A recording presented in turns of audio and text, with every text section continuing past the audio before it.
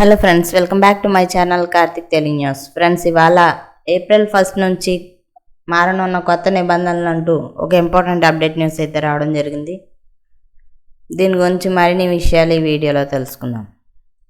దేశ ఆర్థిక వ్యవస్థలో మరో చారిత్రక మార్పునకు సమయం ఆసన్నమైంది. 2026 ఏప్రిల్ 1 నుంచి అమల్లోకి రానున్న కొత్త నిబంధనలు సామాన్యుల నుంచి కార్పొరేట్ ఉద్యోగుల వరకు అందరిపై ప్రభావం చూపనున్నాయి.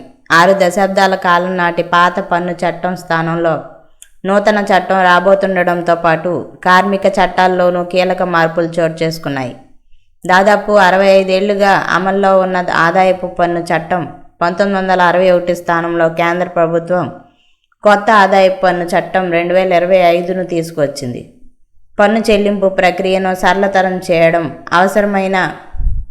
అనవసరమైన క్లిష్టతలను తొలగించడం, ఇప్పటి వరకు ఉన్న ఫైనాన్షియల్ ఇయర్, అసెస్మెంట్ ఇయర్ అనే గందరగోళ పదాలకు బదులుగా ఇకపై కేవలం ట్యాక్స్ ఇయర్ అనే పదాన్నే వాడనున్నారు. ఇప్పటి వరకు కేవలం 4 మెట్రో నగరాలకే, అంటే ముంబై, ఢిల్లీ, కోల్కతా, చెన్నైలో పరిమితమైన 50% పన్ను మినహాయింపు పరిధిని ఇప్పుడు మరిన్ని నగరాలకు విస్తరించారు. హైదరాబాద్, బెంగళూరు, పూణే, అహ్మదాబాద్ నగరాలను కూడా 50% హెచ్ఆర్ఏ మినహాయింపు జాబితాలో చేర్చారు. దీనివల్ల ఈ నగరాల్లో పనిచేసే లక్షలాది మంది సాఫ్ట్వేర్ మరియు ఇతర ఉద్యోగులకు భారీగా పన్ను ఆదా కానుంది.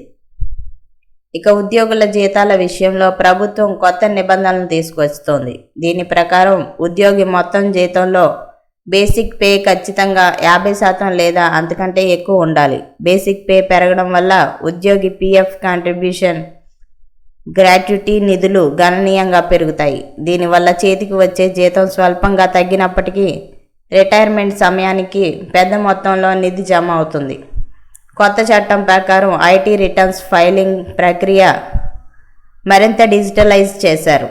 ఫామ్స్ను సరళతరం చేయడం ద్వారా ట్యాక్స్ పేయర్లు స్వయంగా ఎలాంటి ఇబ్బంది లేకుండా రిటర్న్స్ దాఖలు చేసే మార్పులు చేశారు.